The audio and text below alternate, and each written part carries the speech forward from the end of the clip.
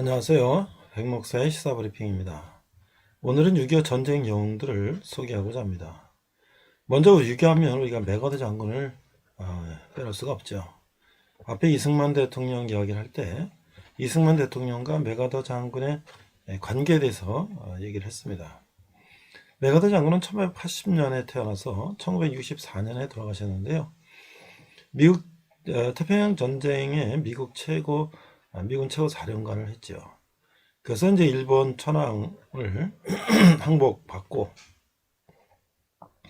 일본의 군국주의를 이제 무너뜨린 그런 주인공이 됐습니다. 6.25 전쟁에는 유엔군 최고 사령관으로 부임해서 한국 전쟁을 참전하였고 인천 상륙작전을 지해서 우리 거의 이제 대구 부산만 남았던 우리나라를 다시 역전시켜서 이제 저 압록강까지 올라갔죠.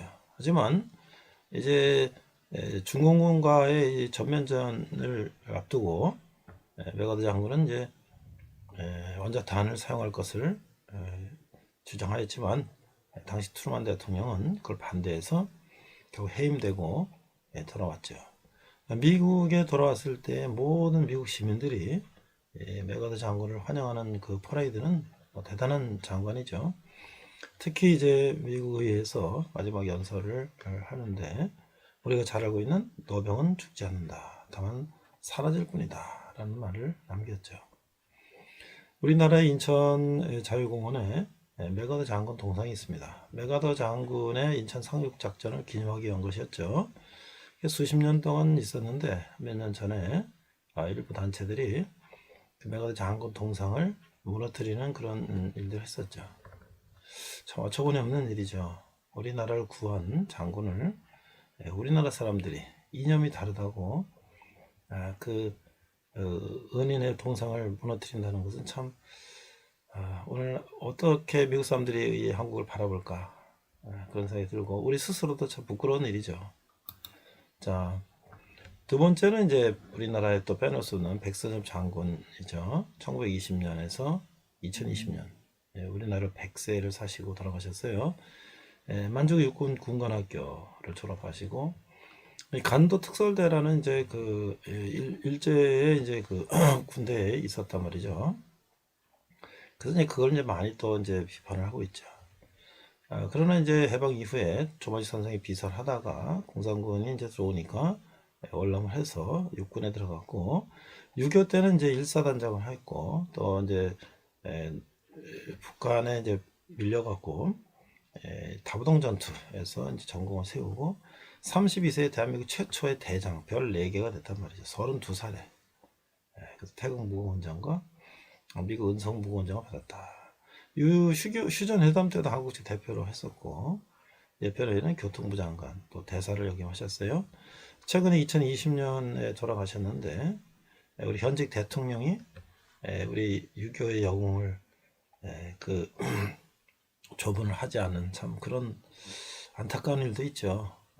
우리나라를 6.25 전쟁의 패배에서 건진 메가더 장군, 한국의 전쟁 영웅 백선 장군 있는데 그분이 돌아가셨는데 거기를 현직 대통령이 안 간다는 거 참 여기에서 보면 이걸 어떻게 생각할까요? 자, 여기 사진을 제가 찾아보니까 이런 말이 있어요. 1950년 8월 20일 날 백선엽 장군이 얘기한 거예요. Look, isn't the US troop from across the globe fighting there to help us? 자, 봐라. 지금 미국 군대는 지구를 이 반대편에서 건너와서 우리를 돕기 위해서 지금 싸우고 있지 않느냐. It is a shame to say that we will abandon them and live alone. 우리가 만약 그들을 내버려 두고 그대로 알아서 살도록 내버려 둔다면 이거야말로 부끄러운 일이 아닌가 이런 얘기를 했어요. 참 어떻게 보면 미군이 우리를 도우러 왔는데 우린 미군을 또 도와야 된다. 자, 우리가 뭐 사실 힘도 없는데 그러나 이게 바로 동맹이죠. 이게 오늘까지 우리가 지금 휴전이 유지되는 이유가 여기 있는 거 아니겠습니까? 자, 우리가 다시 한번 이런 전쟁 영웅에 대한 재평가가 있어야 될 거예요. 자, 그 다음에 우리가 이제 책에서나 봤던 그런 6.25 전쟁 내용들이 있는데요. 벤플리트 장군이 있습니다. 이분도 100세에 돌아가셨는데 이 부자가 다 한국 참전했어요. 한국전에. 그건 1952년에 4월 4일 아들이 몰고 출격한 B-26 폭격기가 그날 북한 해주 부근에서 북한군의 대공포에 맞아 실종됐다는 소식을 들었어요. 그런데 이제 이 아들의 실종 소식을 들은 벤플리트 장군은 이제 원래 이제 파일럿가 이제 이렇게 비행기에 추락되면 헬기나 뭐 기타 특공대가 들어가서 그 파일럿을 구조하지 않습니까? 그런데 이 적진에 들어갔단 말이죠. 그러면 적진에 헬기를 띄워서 거기 특공대가 들어가면 반드시 또 아군의 피해도 있죠. 자기 아들이 파일럿가 돼서 적진에 추락해서 지금 생사를 기로에 있는데 그 수색 작전을 중단하라는 거예요. 왜? 아들 때문에 더 많은 또 미군이 희생되는 것을 막기 위해서. 참 이게 그 두 부자가 한국전에 참전해서 아들이 적진에서 생사에 기로 있는데 아들을 찾지 말라. 이게 참 있을 수 있는 일입니까? 오늘날 우리가 정말 자식들을 위해서 온갖 비리나 부정을 저지르면서 자식 달려라고 한 사람들이 소위 사회 지도층이라는 사람들이 그런 행동을 하고 있는데 이 먼 외국에서 와가지고 자기 아들이 전쟁터에서 실종 상태인데 그걸 수색하지 마라. 참 우리가 부끄럽죠. 이런 모습들을 보면. 그 다음에 이제 워커 장군 부자가 있어요. 워커 장군은 1950년 6.25 전쟁이 발발하자 미 8군 사령관으로서 인천 상륙 작전을 이제 비롯한 낙동강 전투정을 지휘했어요. 근데 이 워커 장군의 아들도 소총중대 소대장으로 참전했어요. 그래서 이제 아들 샘 워커 중에 은성 무공정을 수혈하려고 가다가 이 집처가 굴러가지고 불의 사고로 돌아가셨어요. 우리 저기 워커힐 호텔이 있는데 거기 워커 힐이라는 게 그 기념한 그 장소죠. 그러니까 아버지 아들이 같이 참전했고 아들이 또 소총 소대장으로 해서 그 훈장 받은 걸 아버지가 직접 주려고 가다가 아버지가 또 사망하시고 앞에 또 벤블리 장군은 또 아들이 죽고 말이죠. 정말 미국 최고의 군인들이 이렇게 참전해서 아버지가 죽고 아들이 죽고 이런 상황이 벌어졌는데 참 우리가 이거를 어떻게 생각해야 됩니까? 이게 정말 이걸 우리가 그냥 자기네들이 알아서 와서 전쟁했다 이렇게 생각할 수 있나요? 자, 마지막은 참 놀라운 우리가 정말 전혀 듣도 보도 못한 이야기예요. 이 몽클라르 장군이라는 분이 있어요. 근데 이분은 이제 원래 그 장군이에요. 준장. 프랑스의 장군인데 이제 이분이 이제 장군은 실전에 참여하지 않잖아요. 근데 이제 전투부대를 이제 파병하니까 이 프랑스 대대가 참여하는데 자기가 준장이면은 자기가 이제 대대장을 맡을 수가 없으니까 자기 계급을 두 단계를 강등시켜 달라고 해가지고 자기가 중령으로 별 하나가 중령 무궁화 두 개로 강등하게 해달라고 그래서 그분이 프랑스 대대가 대대를 이끌고 미국 미 이사단 23연대의 예하부대인 프랑스 대대로 들어와서 우리나라 이제 전쟁에 참여했다는 거예요. 그래서 이제 무려 5배가 넘는 중공군을 격퇴하는 그런 전공을 세우죠. 참 이런 모습을 보면서 우리가 그 외에도 우리가 무수히 많은 이 전사자들, 부상자들, 특히 무명 용사들, 우리 학도병들 이런 사람들이 얼마나 많은 사람들이 희생이 있어요. 또 지금도 북한에서 우리가 포로로 잡혀간 국군 포로들 그 이창호라는 분이 그 나이 거의 60, 70 돼갖고 북한을 탈출해서 넘어오지 않았습니까? 아직도 북한에 이제 거의 다 돌아가셨겠지만 남아있는 사람들을 우리가 그들을 다시 송환하는데 과연 우리 얼마나 노력하고 있나요? 그 앞으로 우리가 전쟁에 나가서 싸우다가 포로 잡히면 우리 정부가 끝까지 나를 책임진다고 하는 그런 의식이 없다면 과연 우리 병사들이 장병들이 전쟁에서 목숨 걸고 싸울 수 있을까요? 지금은 총칼을 싸우는 전쟁이 아니라 이념 전쟁의 시대가 되고 있어요. 남한 내에서도. 우리가 정말 우리 크리스찬들은 무슨 생각을 하고 어떻게 한국전을 바라봐야 되는가 다시 한번 생각해보는 시간이었습니다. 이상 백목사의 시사브리핑 6.25 전쟁 영웅이었습니다. 이번 시간은 열왕기 5번째 시간으로서 법궤의 귀환을 축하함이라는 제목으로 말씀을 나누고자 합니다. 자, 오늘 본문은 시편 62편 1절과 2절입니다. 우리 자막을 보고 함께 읽도록 하겠습니다. 나의 영혼이 잠잠히 하나님만 바라며 나의 구원이 그에게서 나오는도다. 2절 오직 그만이 나의 반석이시며 나의 구원이시여 나의 요새이시니 내가 크게 흔들리지 아니하리로다. 자, 이 NASB 버전으로 영어 성경은 이렇게 되어 있습니다. Psalm 62장 1절 2절 For the choir director according to the 여두둔에 맞춰서 지휘자에 맞춰 부른 노래 이렇게 되어 있어요. Psalm of David 다윗의 시편이다. My soul waits in silence for God only. From him is my salvation. 2절 He only is my rock and my salvation, my stronghold. I shall be great shaken. 이렇게 돼 있어요. 자, 시편 62편은 어떤 내용일까요? 구원의 하나님께 헌신을 다짐하는 찬양시인 것이죠. 이 시편은 다윗이 이제 위기상에 있었지만 그 하나님께 모든 것을 바치고 다가가기로 결심한 그런 내용입니다. 자, 우리가 1절, 2절만 읽었는데요. 다시 한번 1절부터 전편을 한번 60편을 자막에 맞춰서 읽어보도록 하겠습니다. 1절 나의 영혼이 잠잠히 하나님만 바라며 나의 구원이 그에게서 나오는도다.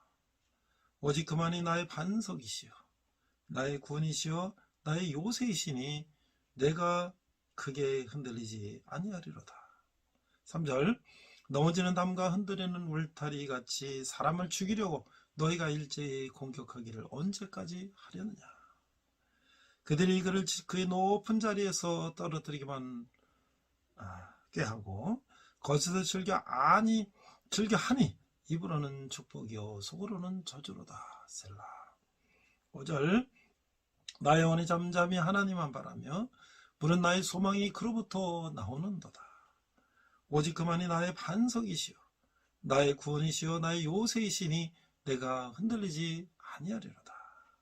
7절 나의 구원과 영광이 하나님께 있으며 내 힘의 반석과 피난처도 하나님께 있도다. 백성들아 시시로 그를 의지하고 그 앞에 마음을 토하라. 하나님은 우리의 피난처시로다. 셀라. 슬프도다 사람은 입김이며 인생도 속임수이니 저를 달면 그들은 입김보다 가벼우리로다. 10절 방을 의지하지 말며 탈취한 것으로 허망하지지 말며 재물이 늘어도 거기에 마음을 두지 말지어다. 하나님이 한두 번 하신 말씀을 내가 들었나니 권능은 하나님께 속하였다 하셨도다. 죄인 잠은 주께 속하오니 주께서 각 사람 향한 대로 갚으심이니이다.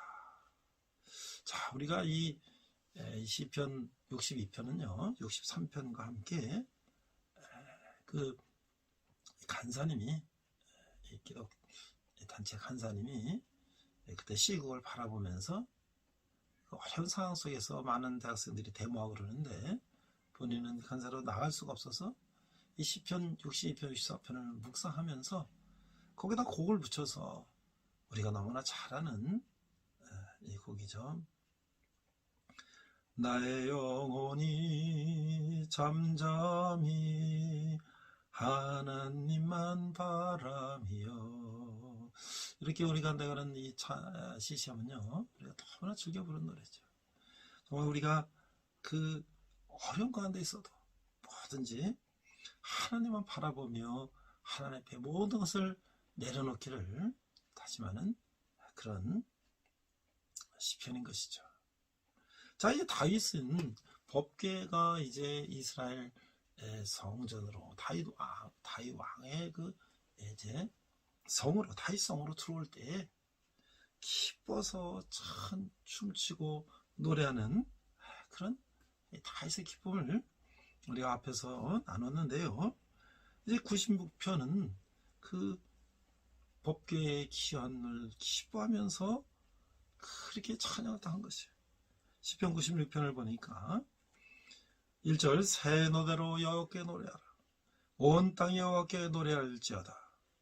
여호와여 여호와께 노래하며 그의 이름을 송축하며 그의 구원을 날마다 전파할지어다. 3절 그의 영광을 백성들 가운데 그의 기이한 행적을 만민 가운데 선포할지어다. 4절 여호와는 위대하시니 지극히 찬양할 것이요 모든 신들보다 경외할 것이며. 5절 만국의 모든 신들은 우상들이지만 여호와께서는 하늘을 지으셨으므로다. 존귀와 위엄이 그의 앞에 있으며 능력과 아름다움이 그의 성소에 있도다. 7절 만국의 족속들아 영광과 권능을 여호와께 돌릴지어다. 여호와께 돌릴지어다. 여호와 이름에 합당한 영광을 그에게 돌릴지어다. 예물을 들고 그의 궁정에 들어갈지어다. 9절 아름답고 거룩한 것으로 여호와께 예배할지어다. 온 땅이 그 앞에서 펼지어다. 모든 나라 가운데서 이르길 여호와께서 다스리시니 세계가 곧 굳게 서고 흔들리지 않으리라. 그가 만민을 공평하게 심판하시리라 할지로다. 11절 하늘은 기뻐하고 땅은 즐거워하며 바다가 거기에 충만한 것이 외치고 밭과 그 가운데 있는 모든 것들은 즐거워할지로다. 그때 숲의 모든 나무들이 여호와 앞에서 즐거이 노래하리니. 13절 그가 임하시되 땅을 심판하러 임하실 것임이라. 그가 의로 세계를 심판하시며 그의 진실하심으로 백성을 심판하시로다. 얼마나 이게 이 법궤가 이스라엘 땅으로 틀어놓은 것을 감사하고 이렇게 찬양하는 것이죠. 이제 시편 39편을 보면 하나님의 법궤는 하나님의 임재를 상징하고 그 하나님의 임재 앞에 인간은 그 죄성을 감출 수가 없는 것이죠. 회개함으로써 깨끗함을 받아야 하는 것이죠. 그래서 다윗은 이렇게 또 노래하고 있습니다. 1절 내가 말하기를 나의 행위를 조심하여 내 혀로 범죄하지 아니하리니 의인이 내 앞에 있을 때에 내가 내 입에 채가를 먹이리라 하였도다.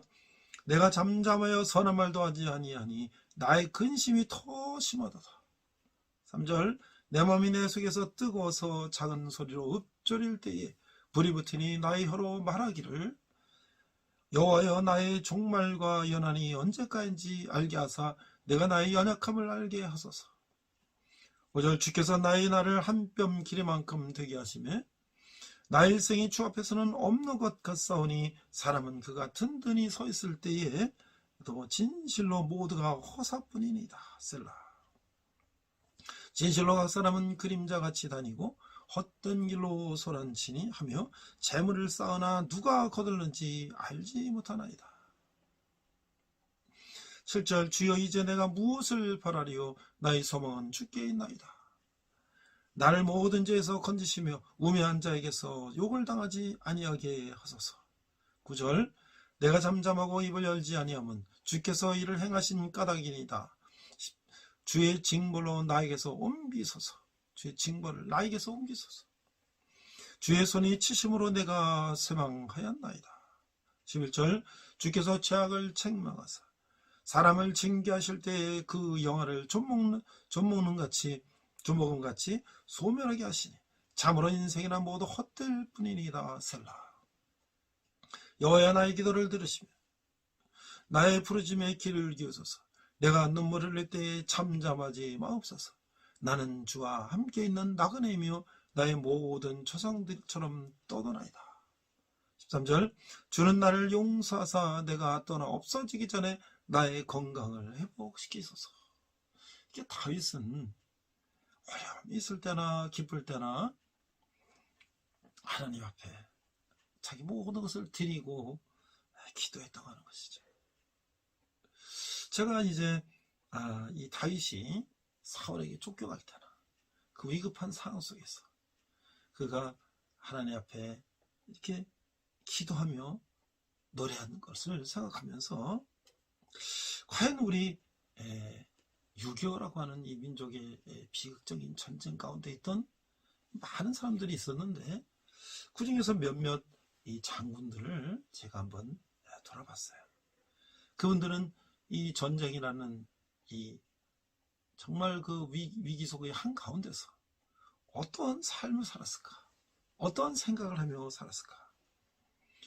그래서 제일 첫 번째 제가 생각한 사람은 이 태평양 전쟁의 미국 최고 사령관, 그 6.25 전쟁의 직접 최전선에서 인천 상륙작전을 지휘하고 저 만주 땅까지 포격을 해서 한반도의 완전한 통일을 이루고자 했던 그 메가더 장군은 그 6.25 전쟁 때 최고 사령관, 유엔군 최고 사령관으로 부임해서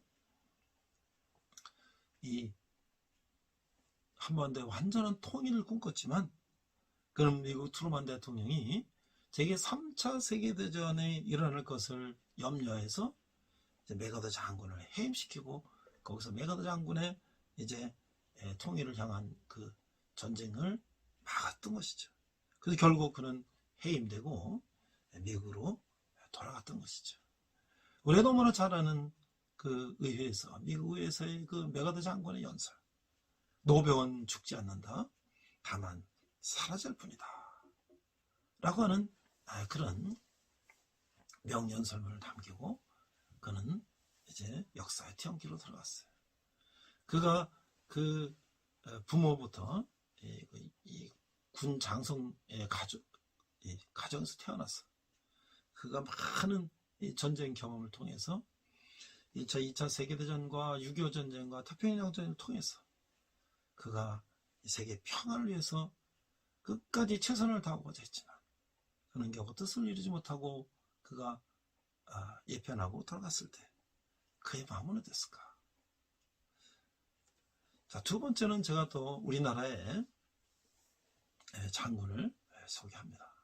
이 백선엽 장군이라는 분은 1920년에 태어나셨는데 만주 군관학교를 졸업하시고 장교가 됐죠.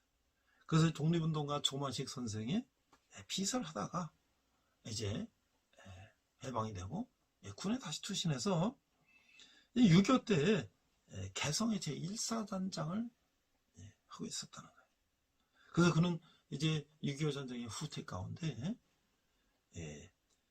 다부동 전투에서 정말 미국과 함께 북한의 침략을 끝까지 저지해서 큰功을 세우고 32살의 나이에 정말 그 젊은 나이에 대한민국 최초의 별 4개 이 대장에 승진했다는 거예요. 그리고 태극 무고원장도 받고 미국의 은성 무고원장도 받았으며 그가 6.25 휴전회담에 한국 대표로도 참여했다.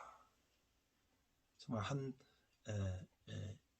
우리나라 6.25에 많은 이제 장병들이 참여했지만 그 중에 큰 역할을 했던 그 백선엽 장군은 예편 후에 교통부 장관도 하고 중화민국, 캐나다, 프랑스 대사도 하고 그러나 그가 이제 2020년에 7월 10일 날 99세로 별세를 하셨어요.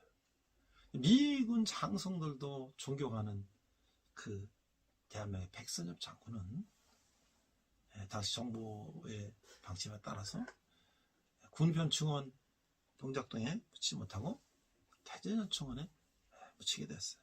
그럼에도 불구하고 그는 특별하게 자기의 무덤을 화롭게 하지 말라는 그런 또 일반 장성들, 병병들과 함께 묻히겠다는 그런 이언을 하겠다는 건 정말 유명하죠. 자, 또한 우리가 6.25 전쟁을 보면 그 전화, 이 위기 속에서 부자가 참전한 사람들도 많아요. 이 벤플리트 장군이라는 사람은 그 6.25 때 아들이 이 B-26 폭격기의 파일럿으로 참전했고 아버지는 또 장군으로 참전했고 그래서 1952년에 그 4월 4일 아들이 몰고 출격한 B-26 폭격기가 황해도 해주 부근에서 북한의 대공포에 맞아서 실종됐다는 소식을 듣게 돼요. 우리에게 파일럿을 양성하려고 얼마나 어렵습니까? 그래서 그 구조대를 보내서 헬기를 보내고 특공대를 보내서 파일럿을 구조하지 않습니까? 그러면 구조대도 가서 희생당할 수가 있죠. 그러나 이 벤플리트 장군은 아들의 실종 소식을 들은 후에 이 아들을 위한 찾기 아니고 수색 작전을 중단하라고 명령을 했어요. 왜냐하면 더 많은 다른 군인이 희생당할 것을 막기 위해서, 특별히 우리가 이 장군의 아들이니까 얼마나 더 희생을 각오하고 찾으려 애를 쓰겠어요. 그래서 공가사를 구분한 그 냉철한 지간의 모습을 보였다. 그의 마음은 어땠을까요? 아들이 같이 참전하는 그 위험이지만 그 아들이 이제 희생당하는 걸 보고서도 그것을 그만 수색하라고 명령했을 때 그 마음은 어땠을까요? 이 워커 장군이라는 분이 있어요. 6.25 때 이제 미 8군 사령관으로서 인천 상륙작전을 비롯한 낙동강 전투선을 지휘했단 말이죠. 근데 그해 12월에 서울 북방 전선에서 소총중대 소대장으로 참전한 아들 샘 워커 중위가 은성 무궁원장을 이제 타게 되었어. 아버지가 직접 그 훈장을 주기 위해서 지프를 타고 가다가 이게 참 안타깝게도 우리 군이 운전하는 트럭하고 충돌하면서 그가 불의의 사고로 천사하게 됐어요. 그래서 우리가 지금 서울 광장동 워커힐 호텔에 있는 그 광장동 그쪽 그 워커힐이라고 하는 그 지명은 워커 장군을 추념하기 위해서 박정희 대통령이 워커힐이라고 이름을 붙였다고 하는 것이죠. 자, 또 얼마나 이제 아들의 훈장을 주려고 직접 차를 타고 이동하다가 이 죽은 이 워커 장군, 그 아들은 또 그 아버지를 얼마나 안타깝게 생각했을까요? 이제 마지막으로 제가 이 프랑스의 몽클레르 장군이라는 사람을 생각해 보면 정말 이런 사람이 있었을까? 이런 군인이 정말 장군이 아닐까? 그는 프랑스의 전쟁 영웅이었어요.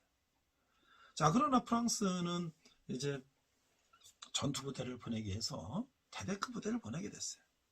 또 그는 이제 장군이었습니다.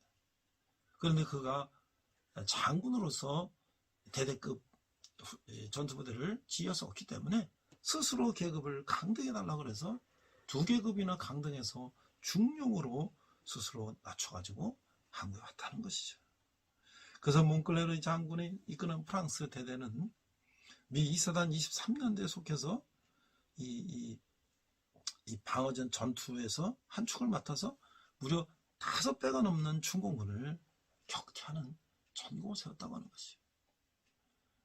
그러니까 이런 우리나라도 아니고 자기 나라도 아니고 먼 동방에 있는 나라가 공산군에 침입받았을 때 그들은 자기의 목숨을 걸고 거기서 싸워서 자기 희생하고 자기 자식과 함께 참전해서 또 전사하고 이런 그 고초 가운데 고난 가운데 있을 때 그들은 어떤 기도를 했을까요? 하나님께 모든 것을 그 아픔과 슬픔을 하나님께 기도하며 그런 그 슬픔을 달래지 않았을까? 그런 생각을 해보는 것이죠.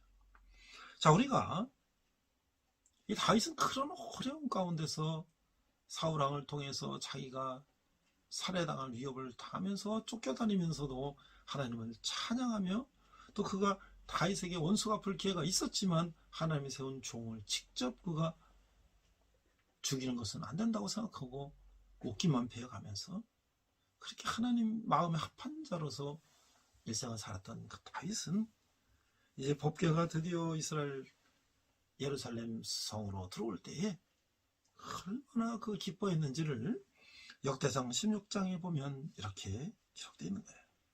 드디어 다윗은 법궤를 예루살렘으로 이제 드리고 있는 거예요. 그 이제 법궤가 이제 이 암소가 2마리가 끌고 가는 그 법궤를 이동하는데 그게 갑자기 흔들려가지고 떨어지려고 그러니까 웃살한 사람이 그 손으로 막다가 그 법궤에 손을 댔을 때 그는 거기서 즉사한 거예요. 그만큼 법궤는 하나님의 위엄과 존귀를 나타내는 거예요. 그래서 그게 이제 중단이 됐어요. 그래서 다시 이제 법궤가 이동이 됩니다. 법궤는 성막에 있을 때도 1년에 한 번 대속죄일날 대제사장만이 가서 이 백성들의 모든 죄를 용서받는, 그러나 그때도 제사장이 만약에 이제 성결하지 못하면 그 지성산에 들어갔다가 죽을 수도 있는 거예요. 그런 위험한 이 법궤를, 존귀한 법궤를 다윗은 이제 또 옮기기 시작하는 겁니다. 그래서 1절에서 3절은 그 예루살렘으로 옮겨서 준비한 곳에 둔 후에 하나님의 제사를 드리고 잔치를 벌이는 장면을 이제 이렇게 역대상에는 기록하고 있어요. 1절, 하나님의 궤를 메고 들어가서 다윗이 그것을 베어 친 장막 가운데에 두고 번제와 화목제를 하나님께 드리니라. 다윗이 번제와 화목제 드리기를 마치고 여호와 이름으로 백성에게 축복하고 3절, 이스라엘 무리 중 남녀를 막론하고 각 사람에게 떡 한 덩이와 야잘매로 만든 피자와 건포도로 만든 과자와 건포도로 만든 과자 하나씩을 주었더라. 그리고 이제 4절에서 6절은 다시 음악을 하는 그 레위 명단과 징벌을 언급해서 다윗이 찬양을 얼마나 소중하게 여기는지를 보여주고 있는 거예요. 역대 기자는 이 본문에 이어서 4절, 또의 레위 사람을 세워 여호와의 궤 앞에서 섬기며 이스라엘 하나님 여호와를 칭송하고 감사하며 찬양하게 했습니다. 자, 이 역대기 기자가 이 부분을 참가한 사실에 우리는 레인에 대한 역대기 기자의 특별한 관심을 엿볼 수 있는 거예요. 다윗이처럼 하나님의 전에서 봉사할 악사를 임명한 것은 하나님의 지시에 따른 것으로서 이후 이스라엘의 공적 예배가 큰 발전을 하는 계기가 됐다고 하는 거예요. 자, 칭송한다. 이것은 이제 기념케 한다. 다른 사람도 하여금 기억해 하는 뜻이라는 거예요. 따라서 이 말은 악사들의 임무 가운데 하나가 하나님의 과거에 이스라엘에게 베푸신 은총을 노래해서 이스라엘 백성을 하여금 그것을 기억하고 감사하게 하는 것이라는 것을 말하고 있는 거예요.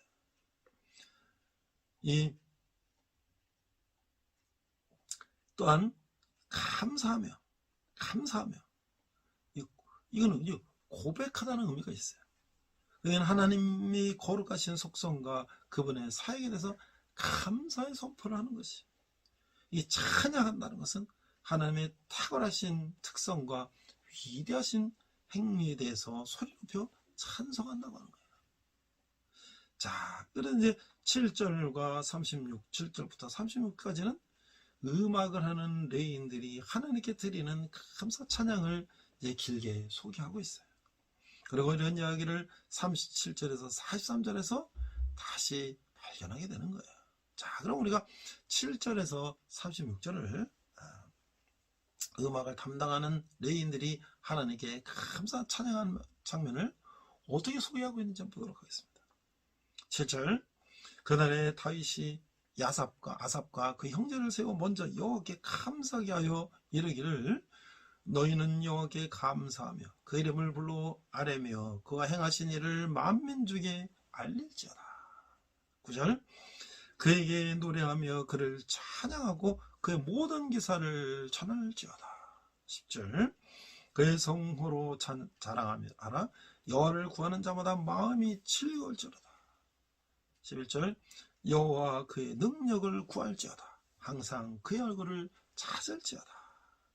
자, 이게 이 감사 찬양시는 두 번으로 나눠지는데 8절에서 22절은 찬양 권유와 언약에 대한 언급이에요. 그 다음에 23절, 36절은 주로 하늘, 땅과 하늘을 비롯한 자연 세계로 하여금 하나님을 찬송하도록 한다는 거예요. 그래서 22절 보니까 이르시기를 나의 기름 부은 자에게 손을 대지 말며 나의 선지자를 해하지 말라 하셨도다. 자, 이 아브라함과 이삭 등이 직접적으로 하나님의 기름 부은 자라는 호칭을 들은 적은 없어요. 그러나 다윗은 이스라엘 족장들이 하나님의 영으로 구별됐다는 점에서 그들에게 기름 부은 자로 불렀어요. 그래서 더 이상은 임종 직전에 야곱에게 예언적 축도를 했어요. 야곱도 그의 아들들에게 예언적 축도를 했죠. 이런 의미에서 이 아브라함은 물론이고 그의 후손인 이스라엘 백성 또한 이방 나라에 대한 선지자요 제사장 나라라고 하는 거예요. 그리고 이는 예수 그리스도 안에 있는 모든 성도들에게도 적용되는 거예요. 그러므로 그리스도인들은 하나님의 영원하신 경륜에 따라 선택된 자로서 하나님의 각별하신 보호 아래에 있을 뿐만 아니라 온 세상을 빛과 소금으로 역할을 감당해야 한다고 하는 것이죠. 자, 그러면 이제 우리에게 하나님은 누구신가?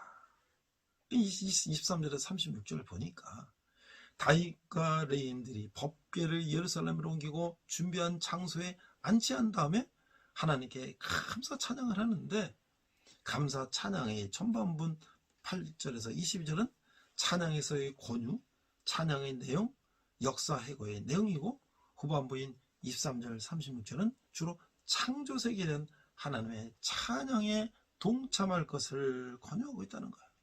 그 23절 26절을 보니까 온 땅이여 여호와께 노래하며 그의 구원을 날마다 설포할지어다. 그 영광은 모든 민족 중에 그의 기이한 행적은 만민족에 선포할지어다. 25절 여호와는 위대하시니 극진히 찬양할 것이요 모든 신보다 경외할 것이며. 26절 만국의 모든 신은 헛것이나 여호와께서는 하늘을 지으셨도다. 27절 존귀와 위엄이 그의 앞에 있으며 능력과 즐거움이 그의 처소에 있도다. 그래서 역대상 28절 29절에는 여러 나라의 종족들아 영광과 권능을 여호와께 돌릴지어다. 여호와께 돌릴지어다. 29절 여호와의 이름에 합당한 영광을 그에게 돌릴지어다. 재물을 들고 그의 앞에 들어갈지어다. 아름답고 거룩한 것으로 여호와께 경배할지어다. 그 역대상 16장 29절은 말이죠. 우리는 왜 하나님을 숭배하는가? 또 무엇을 가지고 여호와 앞에 나갈 것인가? 다윗은 찬송시를 통해서 이러한 질문들에 대한 대답을 제시하고 있는 거예요. 먼저 그는 하나님을 경외하는 것이 합당한 일이기 때문에 하나님을 경배한다고 말하고 있어요. 사실 우리가 해야 할 일은 많이 있어요. 그러나 다른 모든 것보다 우리가 할 일은 하나님을 경외하고 그분을 존귀케 하는 것이며 여호와께 그 이름에 합당한 영광을 돌리는 것이라는 거예요.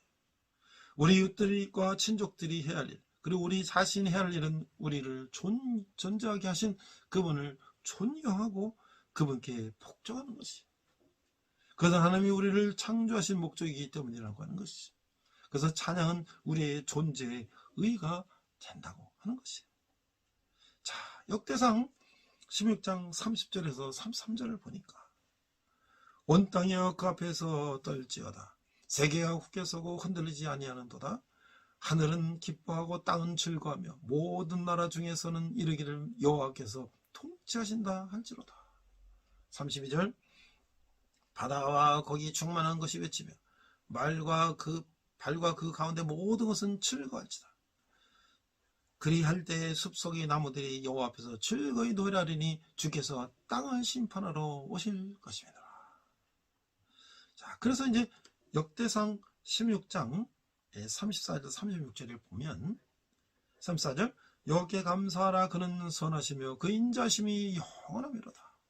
너희는 이르기를 우리 구원의 하나님이여 우리를 구원하여 만국 가운데서 건져내시고 모으사 우리를 주의 거룩한 이름을 감사하며 주의 영광을 드높이게 하소서 할지어다. 36절 여호와 이스라엘 하나님을 영원부터 영원까지 송축할지로다 하며 모든 백성이 아멘하고 여호와를 찬양하였더라. 자, 이 부분에서는 이 시인이 찬양에 초청하는 대상들을 이제 언급하는 거예요. 이 시는 이스라엘 백성이나 온 세상 사람들뿐만 아니라 온 땅이나 하늘 그리고 바다나 밭들에게도 하나님 찬양에 동참할 것을 권유하고 있는 거예요. 이제 그러면 이제 공동체는 어떤 예배를 드려야 되는가? 자, 이 16장은 법궤의 안치의 이 잔치로 시작해서 찬양하는 그 레인을 임명하고 감사 찬양하고 이렇게 연결되고 있어요. 그리고 법궤의 성막지기를 임명하고 해산하는 그런 구조로 되어 있어요. 그래서 이 마지막 하나님께 이제 역대 기자는 레인들이 무슨 힘을 맡아서 어디에서 일어난지를 서술하는데 많은 관심을 기울이고 있어요. 이게 사무엘서나 역사 열왕기서에서는 찾아보기 힘든 것인데 이렇게 세세하게 기록을 하고 있는 거예요. 역사상 16장 37절에 보니까 기본에서 번제를 드리고 있어요. 37절 다윗이 아삽과 그 형제를 여호와의 언약궤 앞에 있게 하며 항상 그 궤 앞에서 섬기게 하되 날마다 그 일대로 하게 하였고, 이 구절은 아론이 제사를 드리기 위해서 모세에게 위임받았듯이 이 아삽이 법궤 앞에서 계속적으로 업무를 수행하기 위해서 다윗에게 위임을 받았음을 알려주고 있는 거예요. 역대기에서 다윗은 실제로 모세를 대신하고 있는 것이죠. 그래서 역대기 에스라 느헤미야에서 모세의 이름은 3만 언급되지만 이 다윗 이름은 무려 250회 이상이나 나온다는 거예요. 역대기 기자에 있어서 이 성전과 그 업무는 그 역사 기록의 중심을 차지했고 다윗은 전체 성전 업무에 대한 책임이 있었다고 하는 거예요. 이렇듯 제사 업무에 있어서 다윗은 핵심인이나 인물이나 마찬가지였기 때문에 역대기에서 그 이름이 차지하는 비중이 높다고 하는 것이죠. 다윗은 이제 그 앞에서 사울에게 쫓겨다닐 때나 이제 예루살렘을 통일하고 이제 법궤를 예루살렘 성으로 모셔올 때나 기쁨의 하나님을 찬양하고 있다고 하는 거예요. 자, 그럼 우리가 시편으로 기도하기를 우리가 한번 좀 배워보면 좋을 것 같아요. 시편은 하나님의 말씀을 읽거나 들을 때 기도로 참여한다는 것이 무엇인가를 탁월하게 보여주고 있는 거예요. 그 초대교부인 아타나시우스는 시편의 천재성을 다음과 같이 간결하게 표현했어요. 대부분의 성경은 우리를 향해서 말하고 있다. 반면 시편은 우리를 위해서 말한다고 하는 것이죠.